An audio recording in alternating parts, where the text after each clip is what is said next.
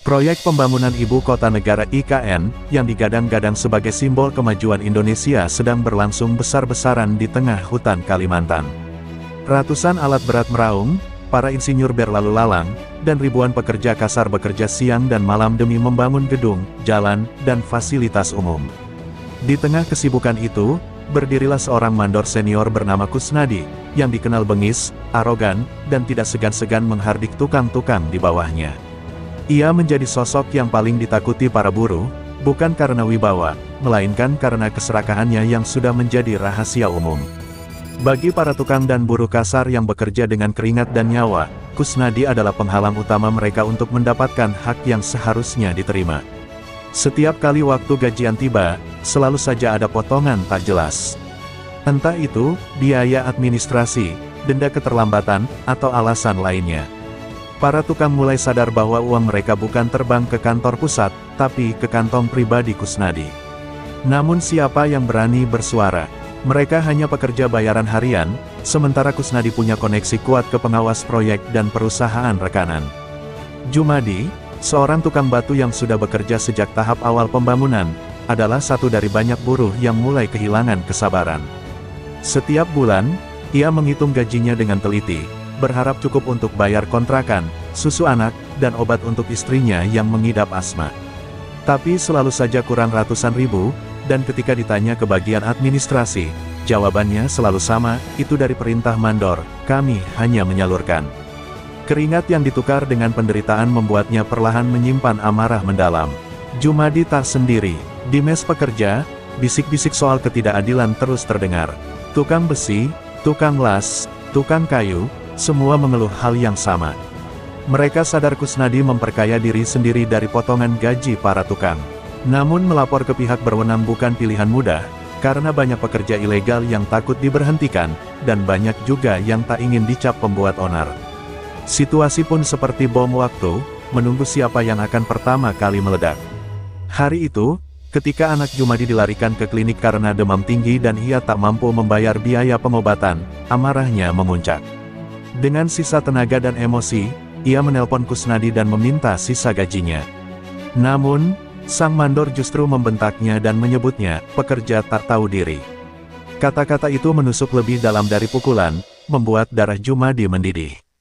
Ia merasa harga dirinya telah diinjak-injak abis oleh orang yang seharusnya menjadi penanggung jawab kesejahteraan mereka. Sepulang dari klinik, Jumadi termenung sendirian di depan mes pekerja, tatapannya kosong tapi pikirannya penuh dendam. Ia merasa dipermalukan, bukan hanya sebagai pekerja, tapi sebagai ayah dan kepala keluarga. Malam itu, ia mulai merancang sesuatu yang tak pernah terpikirkan sebelumnya, sebuah perlawanan diam-diam yang akan membuka kedok Kusnadi. Bukan hanya untuk dirinya, tapi untuk semua teman-temannya yang telah lama teraniaya. Jumadi mulai bergerak secara diam-diam. Ia membeli perekam suara kecil dari kota dan menyelipkannya di saku bajunya setiap kali Kusnadi mengumpulkan para tukang. Ia juga mencatat nomor rekening yang digunakan untuk mentransfer gaji, dan membandingkannya dengan slip transfer yang didapat dari teman-temannya. Beberapa bukti memperkuat kecurigaannya, nama rekening penerima tidak sama dengan nama perusahaan, dan jumlah transfer ke tukang selalu kurang dari daftar gaji resmi yang dibagikan awal bulan. Selama berminggu-minggu, Jumadi mengumpulkan rekaman suara, foto-foto slip transfer, dan testimoni dari para tukang. Semua itu ia simpan di flash disk yang ia bawa kemana-mana.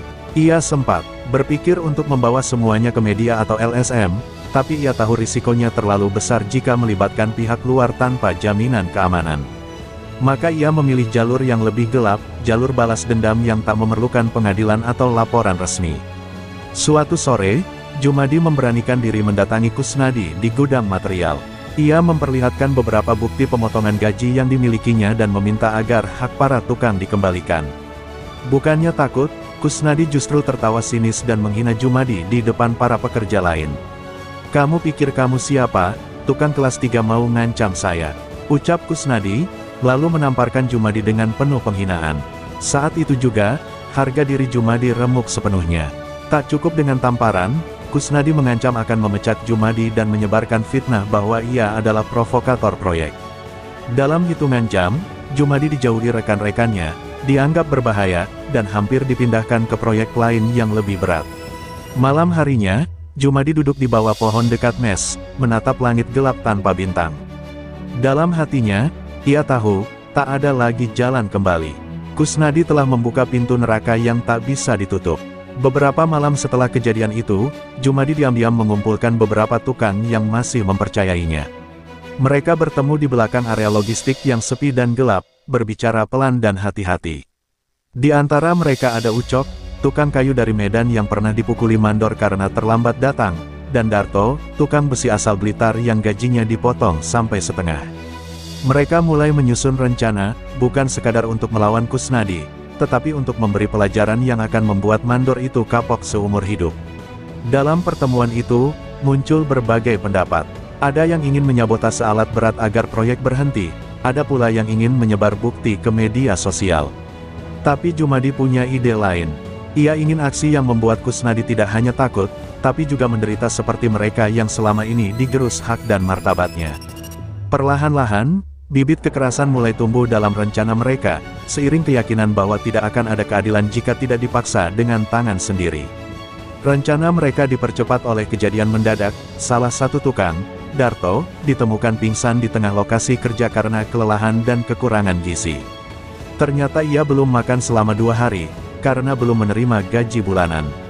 Saat dibawa ke pos medis, Kusnadi justru menyalahkan Darto karena dianggap malas dan tidak profesional. Kejadian ini menjadi bahan tertawaan di pos mandor, memicu amarah seluruh tukang yang menyaksikan ketidakadilan itu secara langsung. Ucok menghampiri Jumadi malam itu dengan wajah merah dan penuh amarah.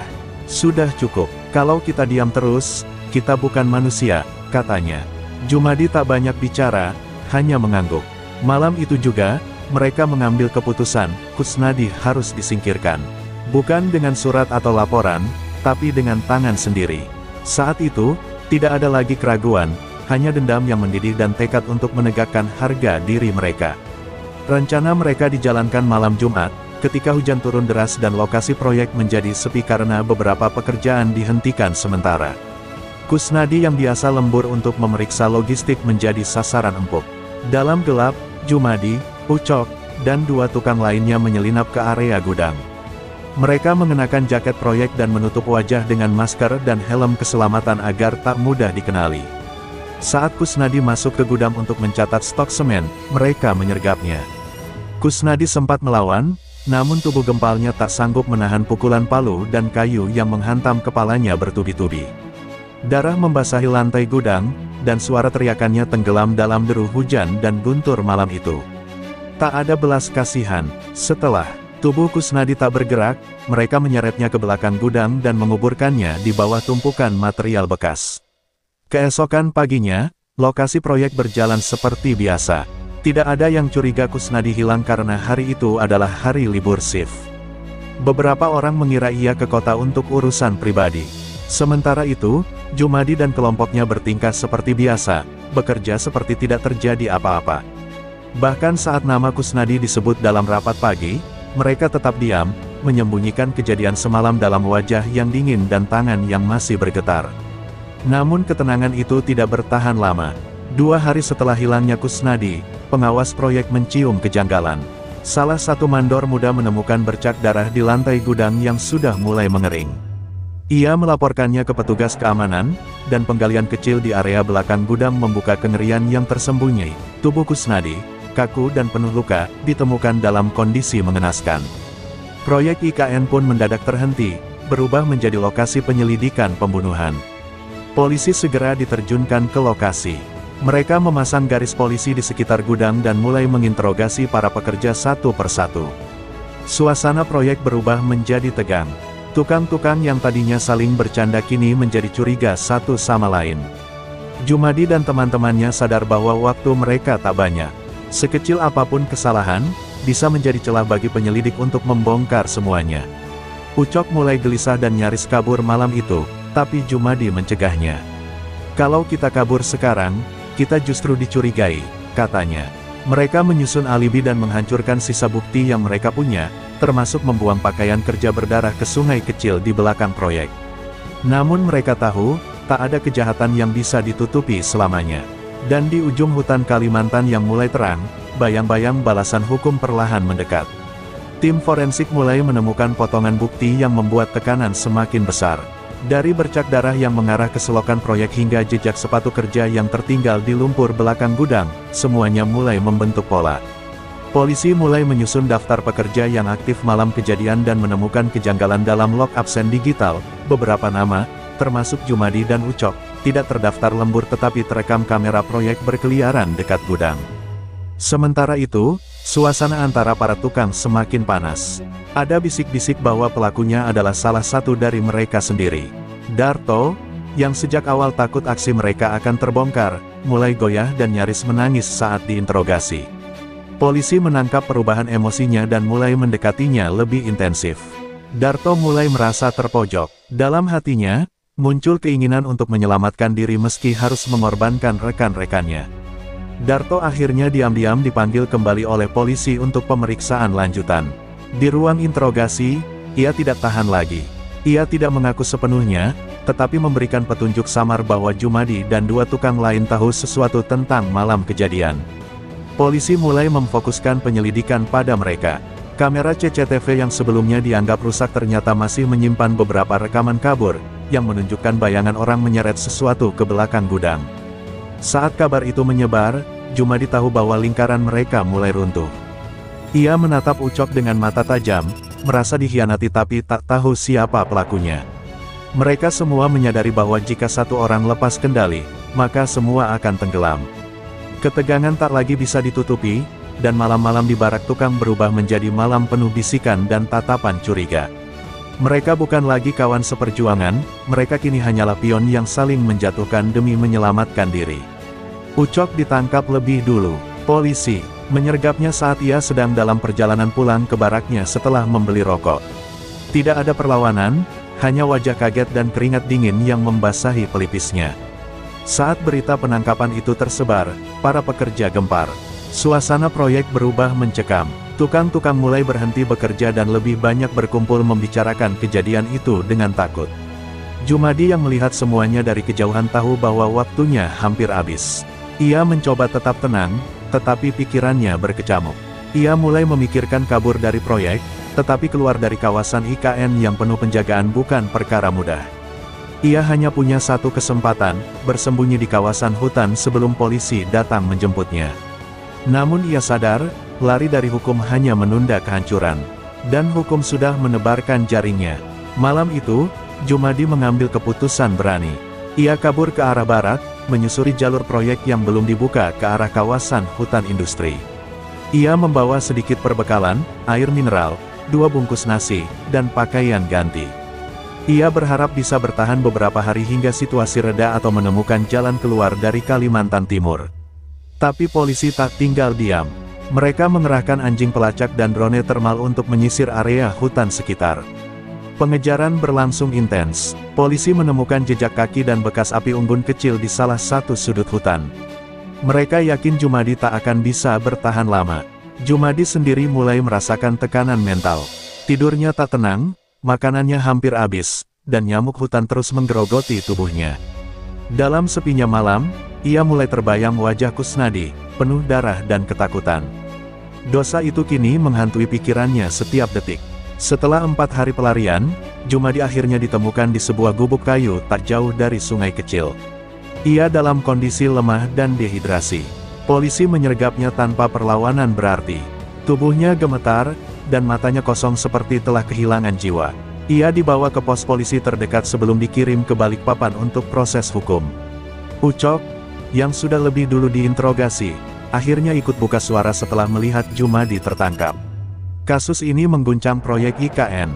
Pemerintah pusat langsung menurunkan tim audit untuk menyelidiki sistem pembayaran tukang dan menindaklanjuti dugaan korupsi mandor-mandor lain. Di sisi lain, masyarakat ramai memperdebatkan kasus ini, antara tragedi keadilan yang gagal, atau kekerasan yang tak bisa dibenarkan. Tapi satu hal pasti, tanah ibu kota baru telah menyaksikan darah pertama yang tumpah bukan karena pembangunan, tapi karena keserakahan dan keputusasaan.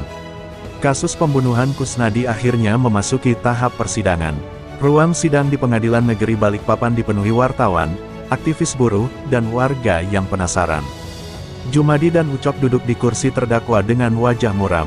Jaksa membacakan dakwaan pembunuhan berencana, sementara pengacara mereka berusaha mengangkat motif ekonomi dan ketidakadilan sistem pengupahan.